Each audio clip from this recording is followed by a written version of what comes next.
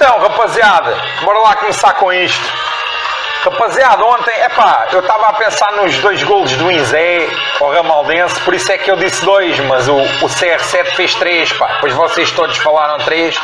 Eu peço desculpa que eu estava a pensar noutra coisa, obviamente foi a trico lá. Mais um à Coreia do Norte, de penalti.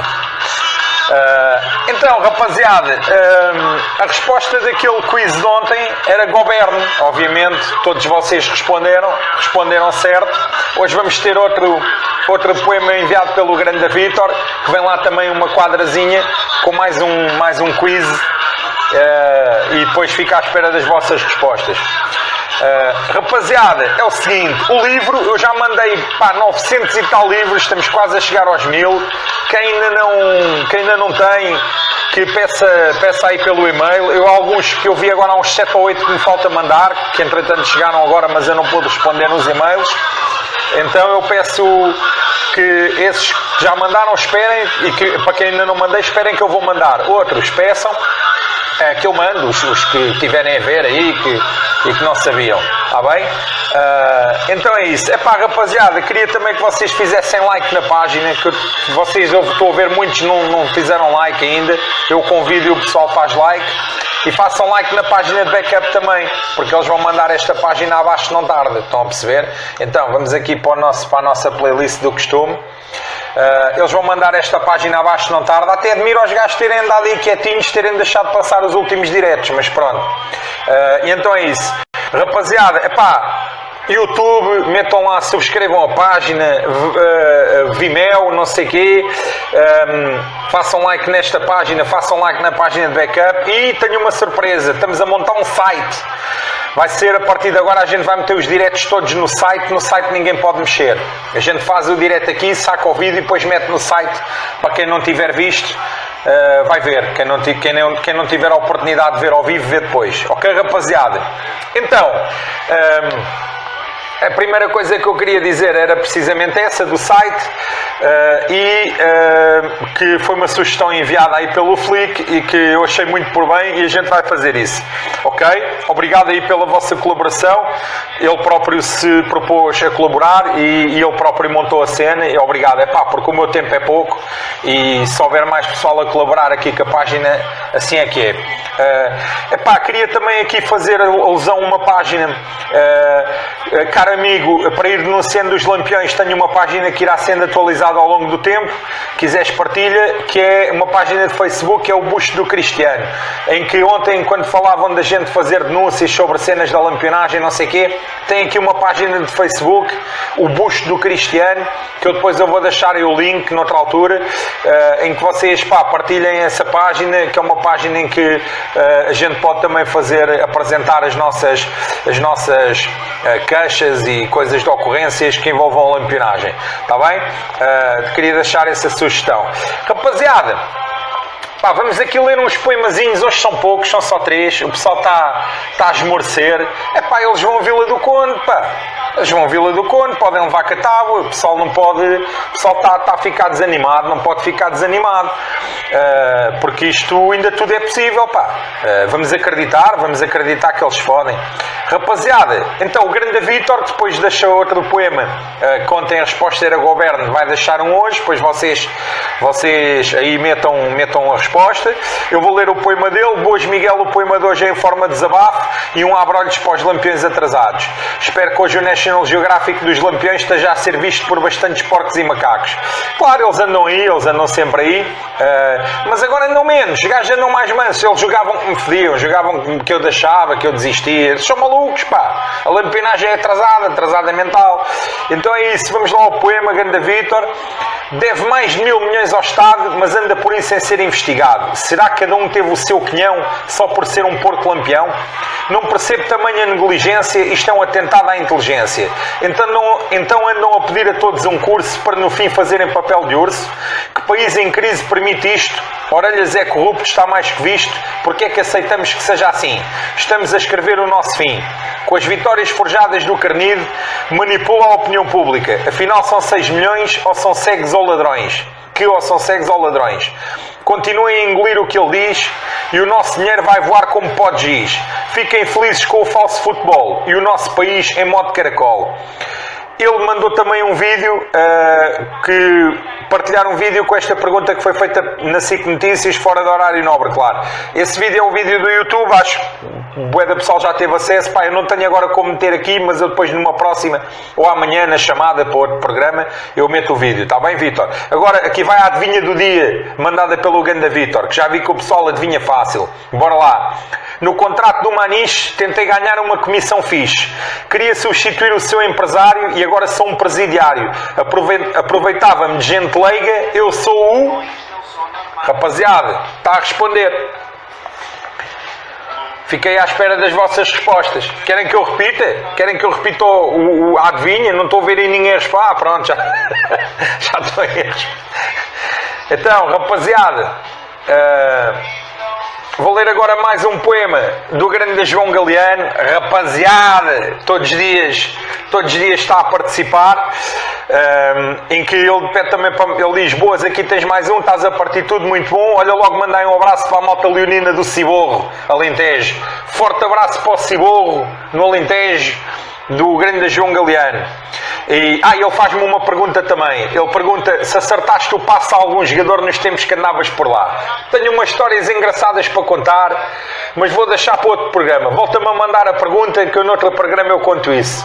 Que eu tenho que não fui só eu, havia mais coisas. Já vai muito tempo. Ainda era no estádio antigo, agora no estádio novo, os gajos entram lá para baixo para a garagem e é grupo, mas ninguém os vê. Desaparecem, aquilo não há hipótese. Mas no estádio antigo era o caralho. Quando a gente os ia esperar à 10A, às vezes saíam lá por trás pela norte, tinham lá umas garagens, os gajos saíam lá por trás, a gente ia lá também. Mas eu depois conto umas histórias engraçadas no outro dia. Vou ler o teu poema e depois volta-me a mandar a pergunta que eu vou contar essas histórias. Vou pedir até o auxílio depois de mais rapaziada que esteve presente para me ajudar com algumas merdas que já não me lembro bem. Mas eu lembro-me deles, lembro-me quem é que eles foram, eu estava lá. Mas pronto. Então, tem um símbolo como um pássaro ou merda de um milhafre e tem como presidente o cabrão do Gaddafi.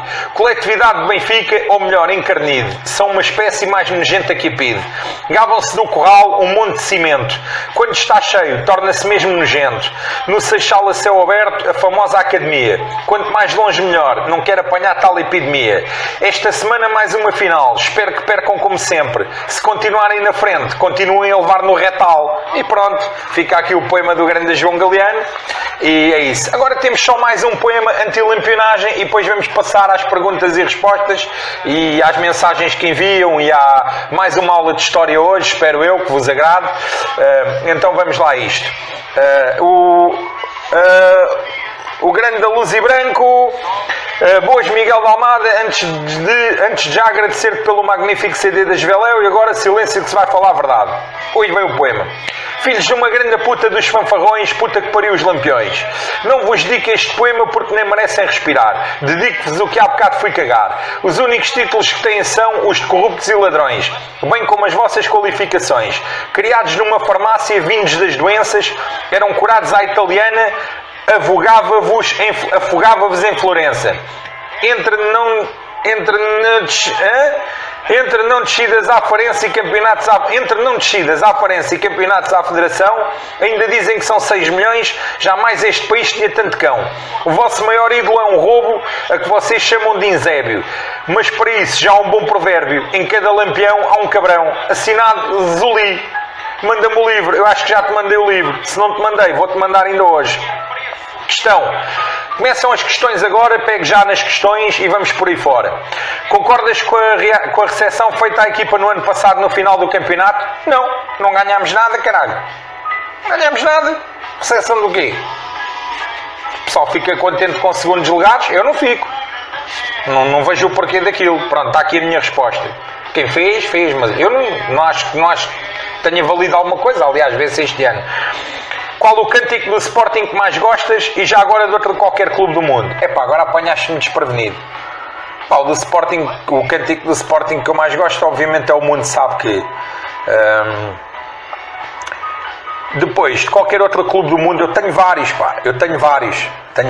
mas manda-me uma pergunta no outro dia que eu tenho que pensar bem nisso, para te dizer qual é aquele que eu mais gosto, porque eu tenho uma lista de uns 15, 20 que eu curto como ao caralho. Depende também um bocado das fases, depende um bocado dos jogos, depende se a equipa está bem, se está mal. Pá, tem muito de saber, isso não é só chegar ali e estar a vomitar música, parece um concerto, coisa, não é assim. Aquilo tem saber e depende de muita coisa, mas se me voltares a mandar a pergunta eu respondo no outro dia. Obrigado Zuli, e não te esqueças de mandar a pergunta. Eu vou-te mandar o livro se ainda não recebeste, vou-te mandar hoje depois daqui do programa, eu mando o livro. Então agora vamos começar aqui. Houve aqui o grande Roger, mandou-me um texto e pediu para eu ler o texto. Eu vou ler o texto do grande Roger, porque eu vou ler tudo o que manda e que vocês queiram que eu leia, eu leio. Então, bora lá. Boa noite, Miguel. Antes de mais, quero deixar aqui um forte abraço pelo trabalho que fizeste e continuas a fazer em prol do nosso Sporting e contra a lampionagem, esse vírus. Tenho 33 anos e iniciei-me no mundo das claques em 2005. Fundei o núcleo da JL em Albergaria e desde aí que, juntamente com os meus amigos, vamos acompanhando o Sporting e espalhando a palavra Sporting pela nossa terra e não só. Há 2 anos atrás, final de taça com a lampionagem do Norte, foi o fim da minha ligação à claque por diversas razões. Mas houve uma em particular que me fez tomar essa decisão, e tomei-a porque para mim a palavra e honra são algo muito importante. E foi a partir daí que comecei a fazer parte da direção do núcleo do Sporting da Albergaria à Velha. E desde aí temos continuado a acompanhar e a apoiar da mesma maneira que fazíamos antes, ou até mais. Talvez até com um maior sentimento de liberdade e de não ter de prestar vassalagem a quem quer que seja. Tenho pena de não ter vivido o mundo ultra na altura em que lá andavas, porque pelo que sei a coisa era outra, para melhor, claro. Bem, o que já foi e o tempo não volta para trás. Resta-me deixar um forte abraço da malta da Albergaria à Velha que tem acompanhado religiosamente o teu trabalho, assim como outro forte abraço do grupo Casca de Carvalho. Sim, a malta gosta de um bom bagaço envelhecido em Casca de Carvalho, que no fundo é um grupo de amigos da Albergaria e várias localidades vizinhas que tem o Sporting no topo das suas prioridades. Diz para enviar o livro, se eu ainda não te enviei, vou-te enviar a seguir. Um grande abraço para a Albergaria à Velha, um grande abraço para a rapaziada, para o grupo Casca de Carvalho e para toda a gente de Sporting de lá dessa região e do país e do mundo inteiro. Então é isso, Roger. Eu li, tu pediste-me para ler, eu li, aqui está. Outros que queiram mandar, vão mandando as vossas sugestões que a gente aqui vai trabalhando. E agora vamos passar aqui à fase de perguntas e respostas. Algumas já eram de sexta-feira, outras de ontem e tal, que a gente hoje vai ficar com tudo certinho neste programa, já com as perguntas todas respondidas e os textos que tinham mandado, etc e tal, porque aqueles meus dias todos fora. Aproveito a dizer que na próxima semana vou estar num novo evento. Eu vou estar fora uns dias, ainda não sei ao certo quais são, mas eu vou estar fora uns dias, portanto vocês quiserem mandar coisas, mandem. A cena vai ser na Hungria, vou estar em Budapeste, mas pronto, vão ser só 2 ou 3 dias, a gente depois fala até lá. Eu provavelmente vou fazer mais diretos, gostava muito de fazer um direto no domingo, daqueles apoteóticos. Vamos lá ver o que é que isto vai dar. Então, eu vou começar aqui com as perguntas que me foram enviadas, aleatoriamente a ordem, e então temos aqui o Frederico Valente. Boas, Miguel, queria te dizer que curto para caraças das cenas que tu fazes, dos diretos do canal, músicas, etc. Curto mesmo à brava. Continua nesta batalha anticarnista. Esses filhos de uma grande puta. Queria-te fazer uma pergunta. Qual foi o jogador que mais gostaste de ver jogar com a camisola do Sporting? Manuel Fernandes, porque era Sporting. E queria também perguntar-te qual foi nos teus anos de curva a melhor mocada com os índios e como foi. Não te posso estar aqui a explicar alguns pormenores, mas era assim. No nosso tempo, antigamente, as mocadas melhores nunca eram no estádio. Era sempre a gente, como ia de transportes para a margem sul, né? Para Almada e outra rapaziada. Havia muitos confrontos nos restauradores, no Bairro Alto, no Castro de Dré, no Terreiro do Passo, quando um gajo apanhava o barco e não sei o que, um gajo apanhava-os e ali por Lisboa, porque também o Castro de Dré tinha a cena do comboio, não sei o que, então era um onde a gente mais facilmente o encontrava. Pormenores, era assim, a gente Às vezes estávamos em maior número, apanhávamos os gajos, outras vezes estávamos em menor número, também tínhamos que fugir, chegou a acontecer, é assim, porque eles eram bem mais, e a gente, mas isso era sempre ali por Lisboa. Epá, quando a gente passava para o outro lado, esquece, aí não havia nada. Margem Sul não havia pão para malucos, nada, zero, era tudo nosso, de uma ponta à outra, não havia hipótese nenhuma. Então é isso. Epá, rapaz, obrigado. Mais perguntas que tu queiras fazer, manda sugestões. Desculpa lá eu não te entrar em grandes pormenores, até porque numa do bairro Alto ficou envolvido um rapaz que depois teve problema com a justiça e tal, e se calhar nem vale a pena estar a mexer muito, mas é isso. Mas eram bons, os tempos eram outros, não é como agora. Ok? Obrigado pela tua pergunta. Agora vamos ver aqui, isto é aleatório, não vai ter sequência, porque pronto. Duas perguntas. Este tinha mandado duas perguntas. Espera aí, eu vou esperar aqui. Vou juntar esta aqui porque ele mandou duas perguntas numa e eu perdi-me aqui um bocado. Ok. Espera aí. Deixa-me cá ver este aqui. Ok. Encontrei aqui aquilo que eu queria. Manel Velosa, boas Miguel, antes de mais que se fodam os lampiões, sou um rapaz novo e há 3 estou ligado a uma das claques do nosso grande Sporting e ao ver o teu último direto, ouvi que disseste que em Portugal não haviam ultras a sério, acho que seria muito interessante falares acerca disso, dares a tua opinião acerca do mundo ultra em Portugal e mais especificamente no Sporting. Forte abraço de um atento seguidor. Se leres o livro que eu tenho estado a enviar para a rapaziada, tu entenderás que o que vais ler é bem diferente daquilo a que tu assistes em Portugal, ou mesmo aquilo que se assistia antes, até no meu tempo. E então é essa a grande diferença. Eu no livro digo que ultras é só em Itália, era só em Itália. Até em Itália a coisa agora. A cena em Portugal tem que ter outro nome, porque ultras não é aquilo, ok? É outro movimento.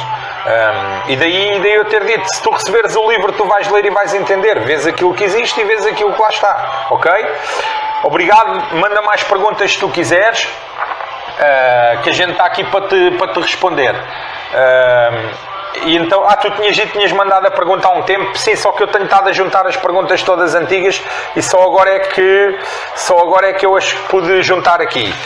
Tenho aqui uma pergunta do Miguel Conceição, na verdade são duas, que eu vou aproveitar até para responder de uma vez por todas, em que ele diz: Olá Miguel, tudo bem? Estou interessado no teu livro, eu já mandei, creio que já te mandei, fico agradecido, já agora tenho uma pergunta para ti, para me responderes durante o direto, que é a seguinte: como vês o atual estado do futebol português?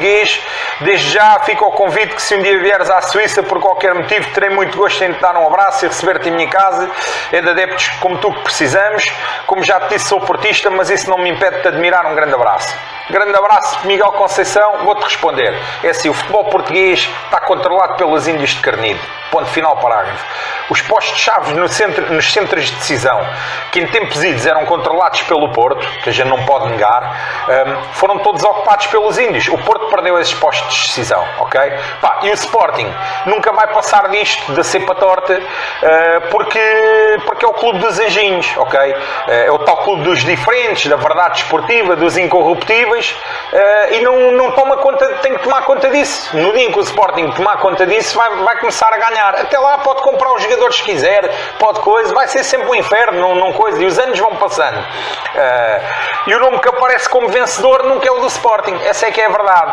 E o resto não fica para a história. Estás a entender como é que foi, se foi roubado, se não fica para a história. Daqui a 20 anos ninguém fala disso, o pessoal vai a ler lá e diz Natal Carnide, Natal Porto, Natal Carnide, Natal Porto. Pronto, que a história é escrita pelos vencedores, sempre foi. Tens os exemplos, por exemplo, das guerras mundiais, a história depois foi escrita pelos que ganharam, não é? Nunca pelos que perderam. E aqui é igual, estás a entender? Tu mandaste aqui outra pergunta, que dizes que mandei-te agora um e-mail, mas esqueci-me desta pergunta por decidiste sair da claque. Foi mais por causa do protocolo assinado entre as claques e o clube, que foi em 2013 ou 2004, e aquilo a mim na altura eu entendi logo que aquilo ia servir para amordaçar as claques, eu não me revia naquilo, então saí. Pronto, está aqui a minha resposta às tuas perguntas. Houve outros motivos, mas esse foi o que me fez assim mais ponderar na altura e afastar. Então, eu tenho aqui mais perguntas. perguntas que o pessoal mandou. Espera aí, que isto eu já misturei aqui umas coisinhas.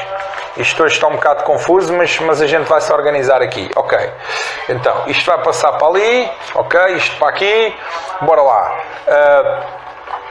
Agora perguntam-me aqui, Miguel, antes de mais queria felicitar-te pela iniciativa deste programa, és um poço de conhecimento acerca deste mundo que todos adoramos. Miguel, gostaria de saber qual é a tua opinião acerca do movimento casual em Portugal. Um forte abraço aos Lampiões. Epá, o movimento casual em Portugal surgiu mais da separação de algumas pessoas que pertenciam às claques, que deixaram de se identificar, mas depois voltaram a se identificar, mas depois deixaram de se identificar, mas depois voltaram a se identificar, mas depois deixaram de se identificar, mas depois voltaram a se identificar, e depois alguns deixaram de se identificar, e houve outros que se identificaram ainda mais. E houve outros que abandonaram tudo. E como é que eu tenho a dizer? E não são muitos, e por estarem todos identificados pela polícia, eu estou a falar dos clubes todos, não estou a falar do Sporting em particular.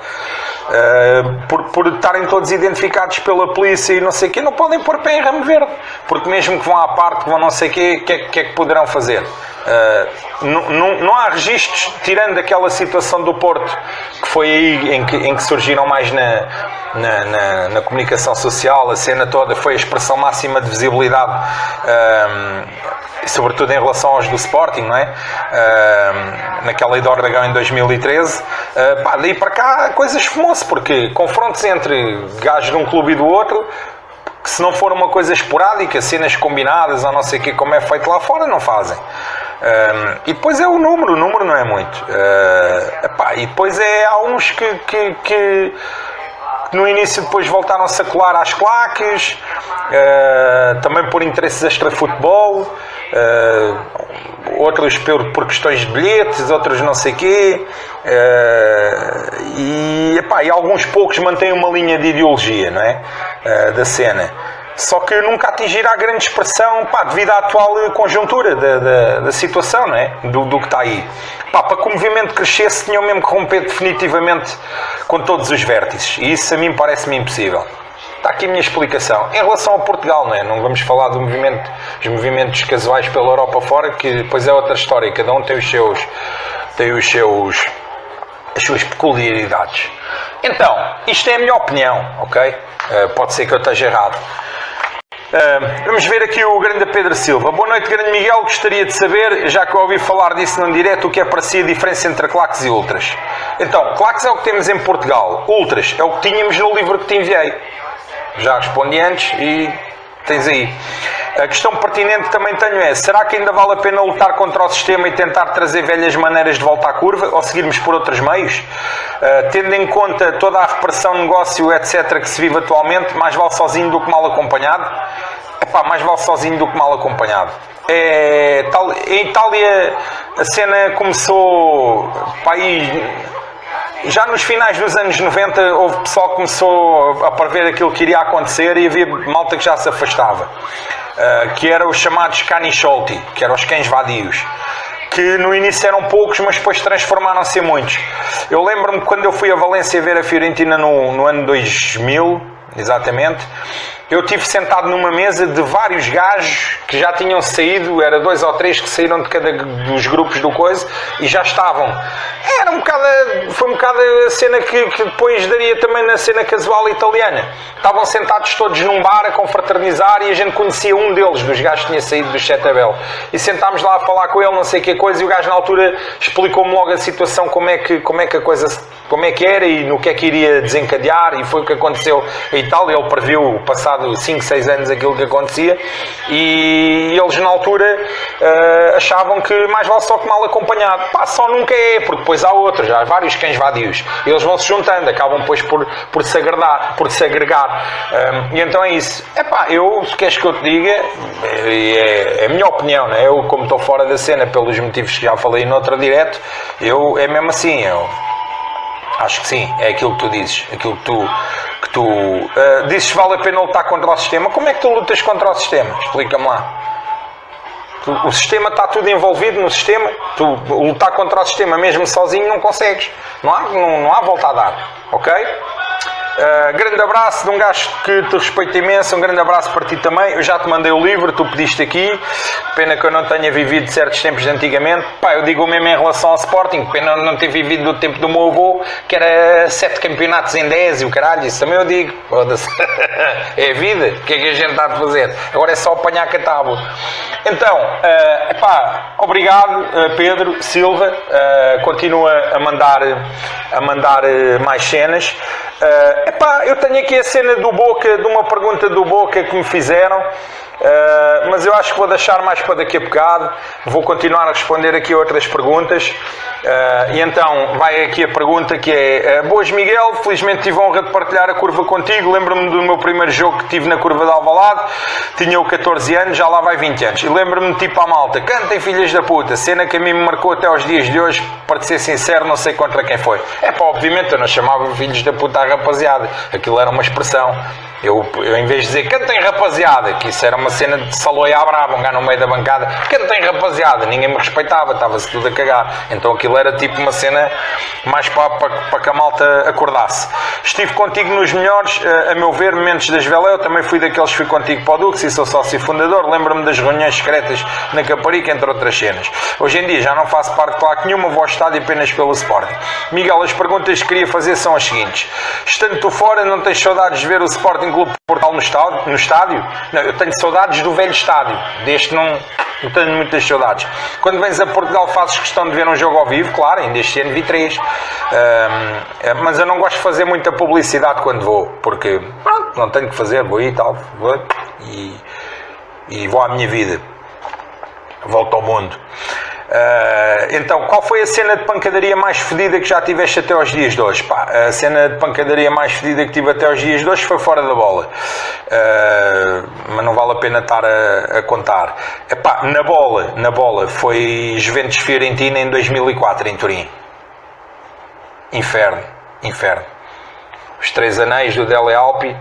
Aquilo, nós estávamos no superior, eu já contei noutra direto. A polícia mandou sair os de cima, mandou sair os de baixo, e nos do meio estavam os gajos mais pesados dos vários grupos da Fiorentina. A polícia entra para os encurralar, para coisa. A gente, o pessoal que está cá fora percebe-se, vai tudo, a polícia fica no meio. E era gajo das Juventus, era não sei o quê, depois aquilo ao fim era balas de borracha, era o diabo a 7. Foi a maior cena em porque envolvia, envolveu muita gente mesmo. Estamos a falar, o pessoal da Fiorentina devíamos ser uns 4 ou 5 mil. Essa foi a maior em que eu tive, cá fora, fedido. Então pronto, grande abraço, já enviei-me o livro, eu acho que já te mandei. Obrigado pelas perguntas. E então é isso.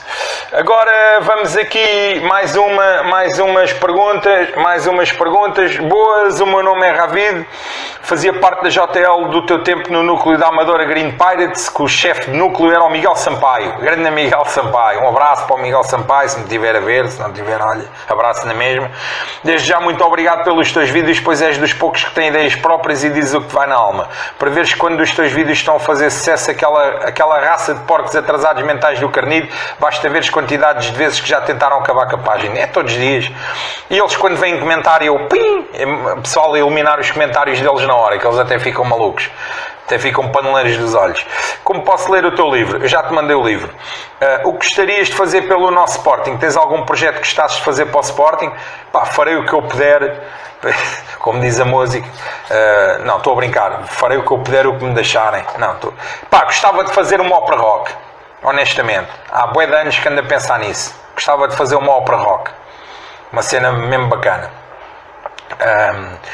Então, uma breve história: como era o movimento das claques nos anos 90, concentrações raramente eram no estádio, normalmente eram no Marquês de Pombal, Saldanha, quando jogávamos contra os Deus aos tributos. Era uma festa até ao estádio. Quando jogávamos contra a Estrela da Amadora, concentração no Recio, era um espírito mesmo de união, jamais será esquecido. Lembro-me de acabar jogos em Alvalade, irmos para o Recio à procura dos lampiões para acertar o passe a eles. Exatamente, já falei disso antes. A Bofi nunca chegava perto de nós, nem sabia quais os nossos planos. Era tudo muito mais fechado. A Bofi hoje em dia sabe tudo. No nosso tempo ficavam a ver navios. Hoje sabem tudo. Convivem. O que se passou no derby do dia 22 com nosso amigo Marco Ficini, nunca será esquecido, fez-me lembrar uma concentração no Marquês, depois fomos aí 500 gajos à lixeira do Carnico fazer uma visita, a concentração dos Lampiões, foi tanta pedrada e outras coisas mais que até um carro explodiu. Pena foi que os que ficaram lá fora, os mesmos de sempre, núcleos de Almada, Amadora, Forte da Casa e Odivelas. Saudações leoninas, Ravid. Forte abraço, Ravid, obrigado. Se tiveres mais histórias para contar, obrigado pela pergunta. Gostava de fazer uma ópera rock, a sério. Até já iniciei, mas ninguém vai passar cartão àquilo. É muito à frente. Então, agora vamos aqui a mais uma pergunta. Espera aí que eu não posso misturar esta merda aqui.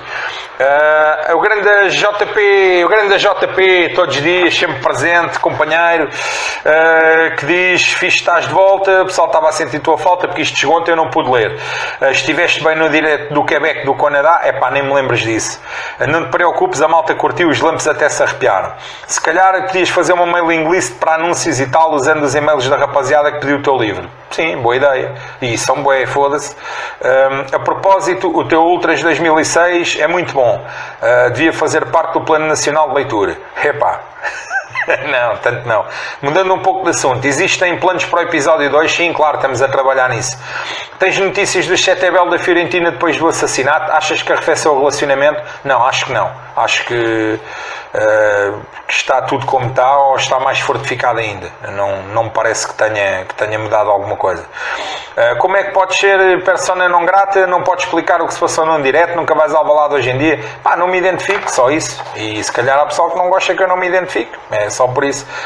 Vou ao balado quando posso. Quando posso, vou ao balado.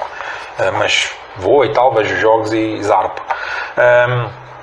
Olha, eu ainda gosto mais de ouvir as tuas histórias e opiniões sobre o Sporting do que poemas e tal sobre os lampos, malditos, filhos da puta, apenas uma opinião. Ok, é a tua opinião, a gente respeita. Última pergunta, és músico profissional? Não, não sou. Tenho mais que fazer, pá.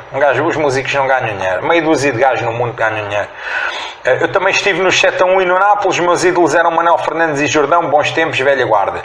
Gostei muito do teu direto hoje. Obrigado. Trata-se de uma verdadeira tertúlia, embora unidirecional. Grande abraço e até breve. Forte abraço para ti também. E obrigado. E continua a colaborar, que eu agradeço, aprecio imenso a tua colaboração. Ok, JP? Forte abraço. Agora vamos aqui ao grande João Conceição, que diz: a grande Miguel, acompanho com muito gosto os teus programas e queria aproveitar para te fazer uma sugestão, visto que sei que o pessoal gostava de saber. Podias falar um pouco sobre algumas das coreografias já feitas em Alvalade, tanto na Esvela como no Diretivo. Lembro-me duas em particular, do ano que mudou o mundo contra o Porto, no ano em que fomos campeões, e outra contra o Simão, a dizer que era um dos nossos alvos a bater. Muitas histórias também já lá passei e as coreografias são sempre coisas que o pessoal gosta de saber. Forte abraço e Sporting sempre. Epá, sinceramente as coreografias nunca foi muito a minha especialidade, ok? A minha cena era mesmo mais a música, os cânticos e coisas, nunca foi muito a minha especialidade, até porque para mim, se eu mandasse, era tocha e petardaria todos os inícios de jogo, não havia cá panos nem plásticos nem o caralho, era aquela merda sempre a arder, se eu pudesse. Era tipo a América do Sul, não há cá coreografias, caralho, é fogo, é tudo a arder. Epá, mas confesso que fico boca aberta com algumas coisas que vi em Itália há muitos anos, não é? Aquelas mega coreografias organizadas, por exemplo, como as dos derbys de Milão, de Roma, as coreografias da Fiorentina, não é? Que eram, foda-se, um gajo ficava de boca aberta, como é que aquilo saía. E agora no leste, não é? Na Polónia, mais precisamente. É impressionante como é que os gajos do leste e dos outros coisas conseguem fazer aquilo. Acho que o estádio com dois anéis, como o nosso, por exemplo, diminui a capacidade da espetacularidade de qualquer tifo em relação ao nosso antigo, que era a bancada corrida, e as coreografias que tu estás a dizer foi precisamente no estádio antigo, não no novo. E tal como te referes, não é? Esses tifos no estádio antigo. Agora, se não for com panos gigantes e não sei o quê, é difícil inventar muito mais. Mas fica aqui a minha opinião.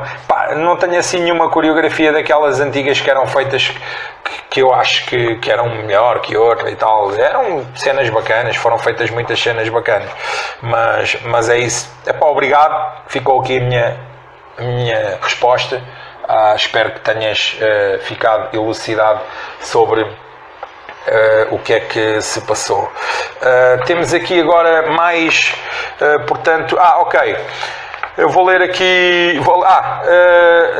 Boas Grande Ultra, sou um grande fã da página e curti muito a música do Podre Guerra. Para quando uma nova música sobre esse monte de merda? Manda um abraço para o meu grande amigo Adelino Ferreira. Abraço, Carlos Cunha. Um grande abraço para o Carlos Cunha e um grande abraço para o Adelino Ferreira. Eu tenho antes músicas que estou a fazer para o Gomes da Silva, para o Ventura e para o Brás. Estão a ser feitas. Passo ao canto com falta de tempo. Estou com falta de tempo e também de guito para estúdio, mas estou a fazer isso com calma. As cenas vão sair agora. Estou-me a dedicar aqui mais a esta coisa dos directs e não sei o quê, mas as cenas vão sair. Mas é isso. Obrigado pela tua pergunta, pela tua sugestão, e é isso. Vamos aqui agora ao grande Nuno Terrado, que diz: Boas Miguel, queria-te fazer uma pergunta que acho que todos os que não te conhecem pessoalmente e não são do teu tempo têm. Li o grupo 1143 do André Assani e deu para contextualizar e compreender muito do que é o espírito atual das claques e adeptos em Alvalade, mas fica uma questão por responder. Porquê é que tu decidiste sair das claques e do país? Das claques foi porque deixei de me identificar. Pronto. Como já disse antes, aquela questão do protocolo, não sei o quê, deixei-me um bocado de identificar com as coisas. E do país foi porque me surgiu uma proposta irrecusável em Itália.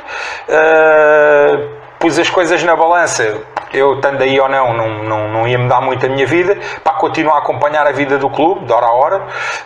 O que podia ter feito em Portugal, que naquele tempo que era nada, foi o motivo principal impulsionador para me pirar, e ir de encontro àquilo que verdadeiramente acredito e que é o meu habitat natural. Só por isso, eu estava aí a fazer o quê? Eu nem concordo com a cena do país sequer, como as coisas estão, não concordo como é que o país está a ser governado nestes anos todos, e pronto.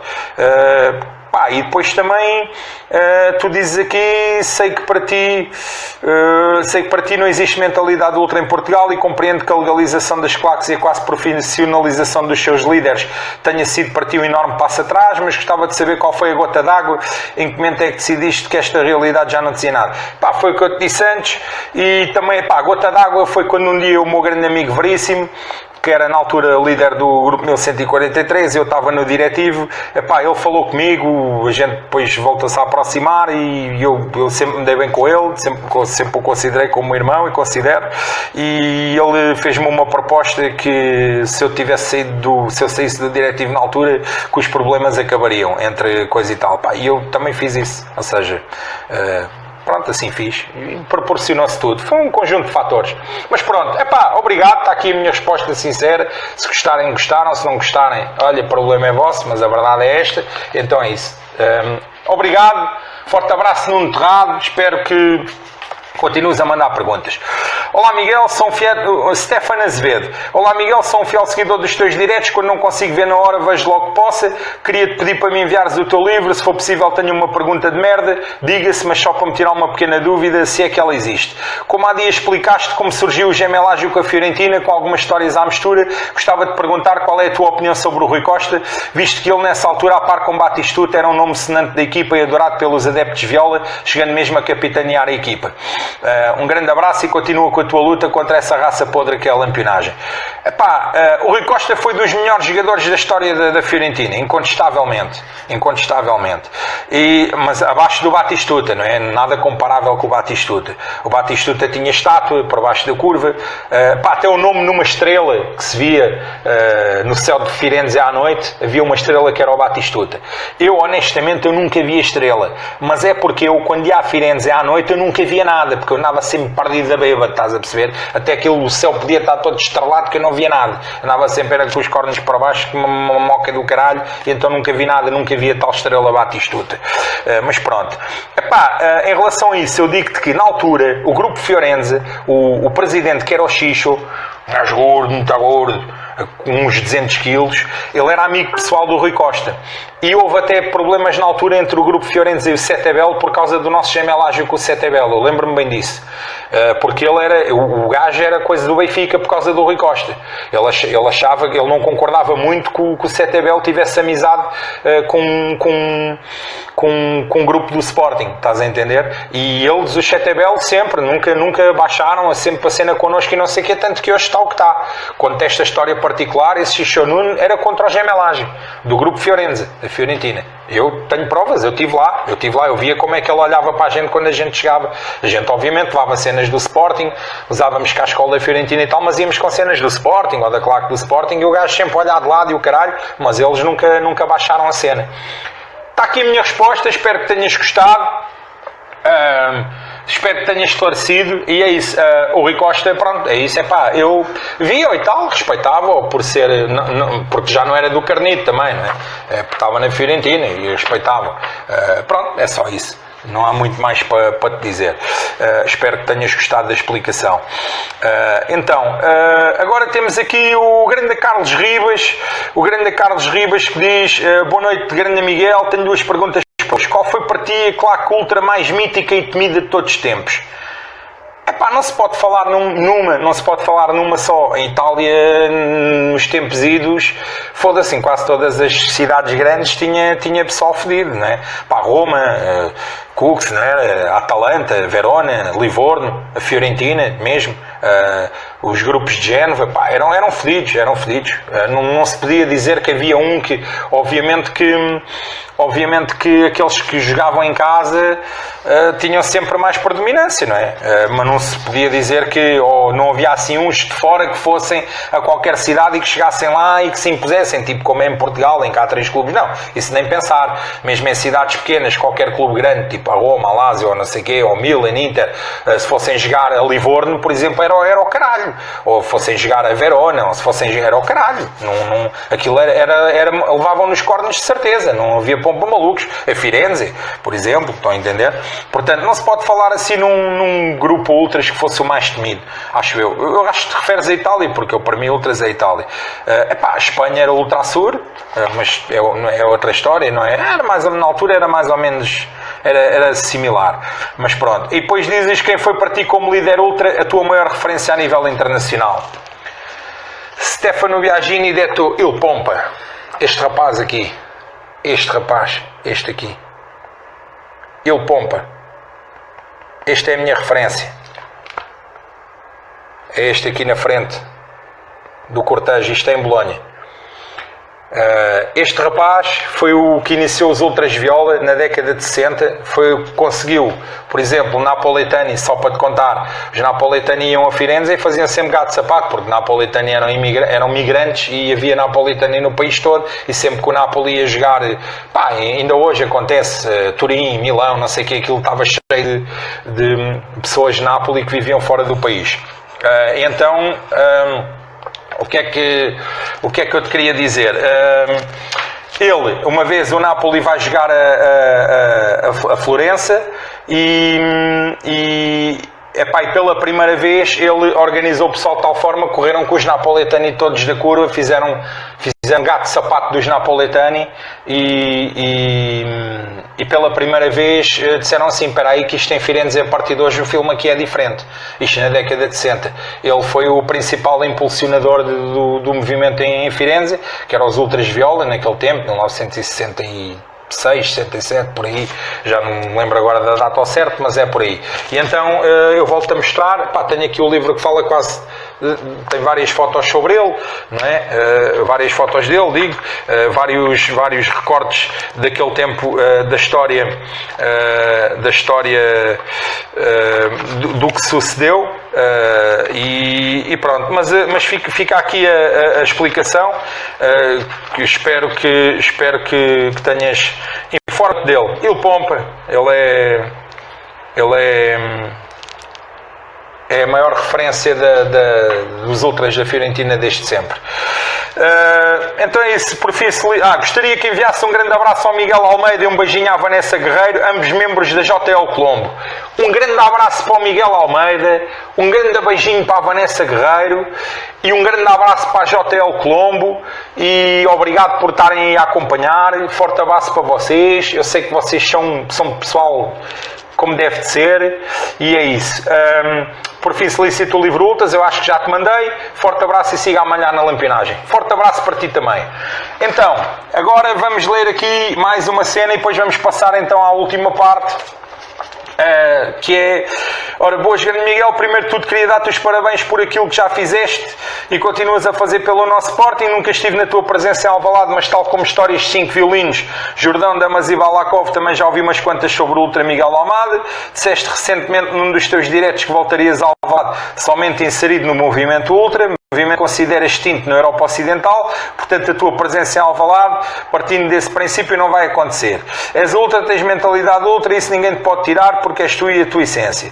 Quero apenas relembrar-te que inserido no movimento ultra ou no movimento claqueiro, a última vez que o Sporting foi campeão, o Miguel Almada estava lá a fazer os jogadores do Sporting sentirem a camisola que vestem, porque ninguém fica indiferente à paixão que transmitias com o microfone, megafone na mão. Repensa um bocado este assunto, sei que a questão não é assim tão linear, mas o Sporting precisa de ti e os sportinguistas querem Miguel Almada de volta a casa.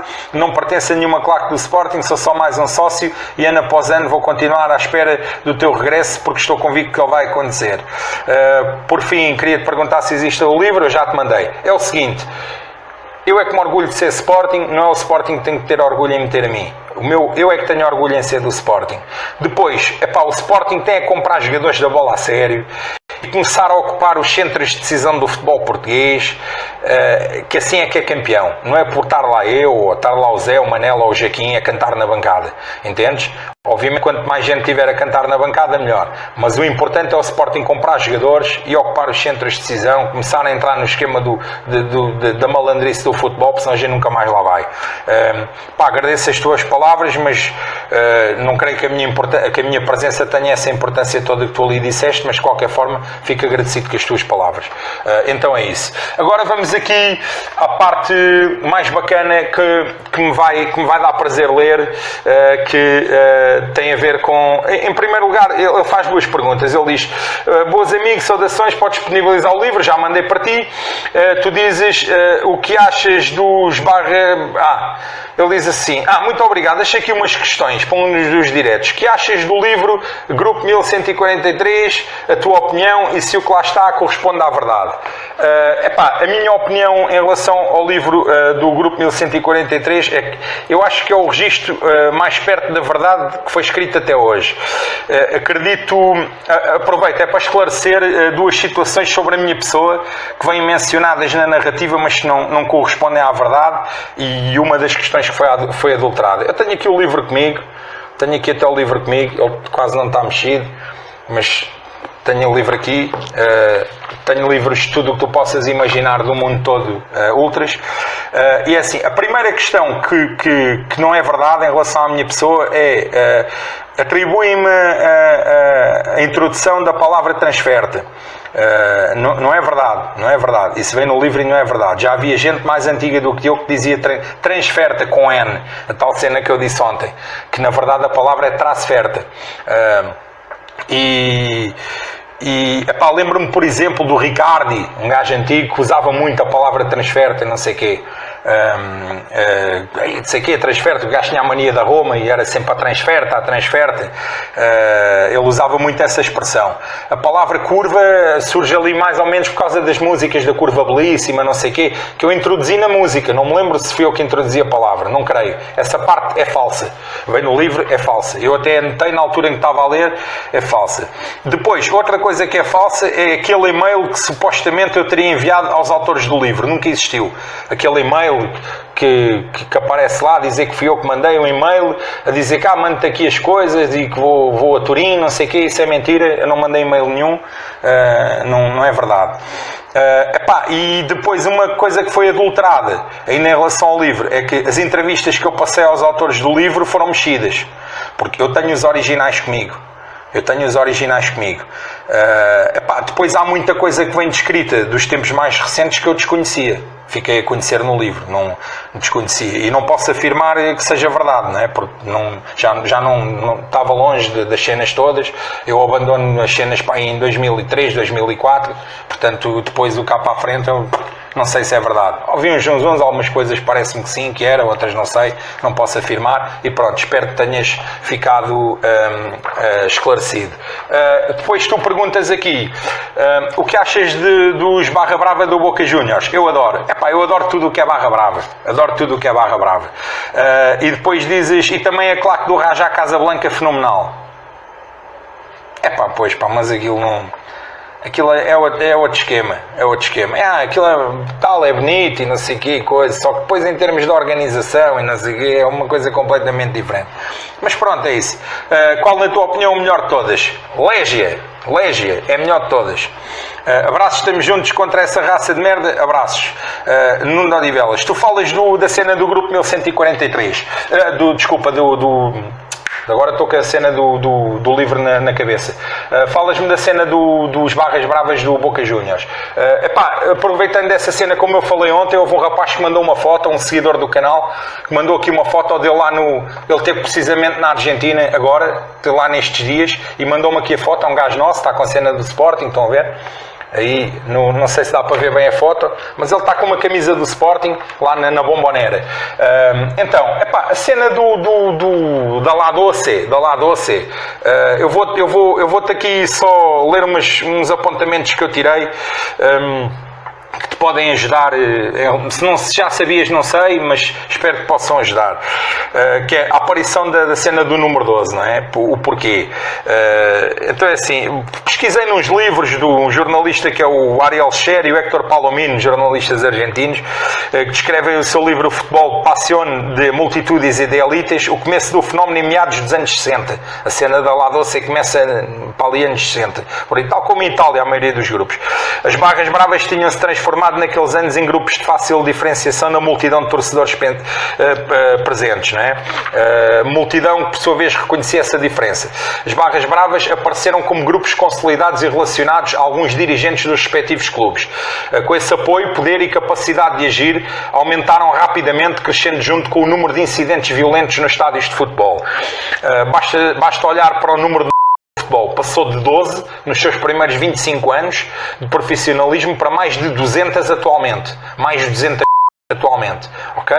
E convenhamos que o surgimento das barras sustentadas pelos dirigentes dos clubes e os partidos políticos na Argentina, porque existe também conotação política das barras, foi o aspecto-chave no crescimento da violência, porque sentiam-se apoiados, não é? Neste contexto surge a La Doce. Não é por acaso que o presidente do clube de então, o Alberto Jacinto Armando, que é o Alberto Armando, o estádio do Boca, não é? A Bombonera, fez da La Doce o seu abrigo. Ou seja, ele protegeu a La Doce, ele é que transformou a La Doce no que a La Doce é hoje. Ele era um self-made man, de aprendiz na Ford, na empresa Ford. O gajo conseguiu se tornar um homem super rico, milionário, não é? O dirigente, o nome dele, o nome em que lhe chamava era El Puma. Alô, está a falhar, está tudo ok? Era El Puma, a alcunha dele, do presidente. Ele reproduziu no clube um modelo de governo que havia sugado no justicialismo. Durante o segundo mandato de Perón na presidência, ele providenciava carros para a Polícia Federal quando presidiu o Boca no período de 54 a 55, deixando essa função para trás depois que o golpe militar derrubou o general. Ele sabia que se tivesse um grupo de pressão do seu lado, o seu poder se fortaleceria e o seu cargo seria eterno, como assim aconteceu. Armando foi o dirigente que passou o maior período à frente do Boca, 23 anos, sendo 21 deles consecutivos entre 59 e 80. O Boca, então, já era um país separado, gigante, capaz de mover multidões. O grupo anarquista que liderava os cânticos viu, na nova forma de Armando, se aproximava a possibilidade de entrar no mundo institucional do clube como um grupo de pressão, com os benefícios económicos como retorno. Coincidência.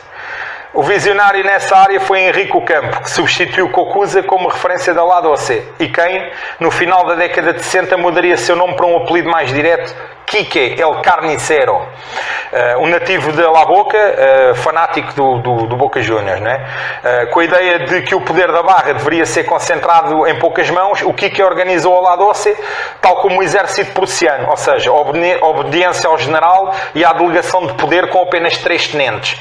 Ou seja, ele só tinha 3 adjuntos, que era o Carlos Varani, El Capitán, El Viejo Carrascosa e El Alemán. E também faziam parte dessa corte o Gordo Upa e o uruguaio Chupamiel.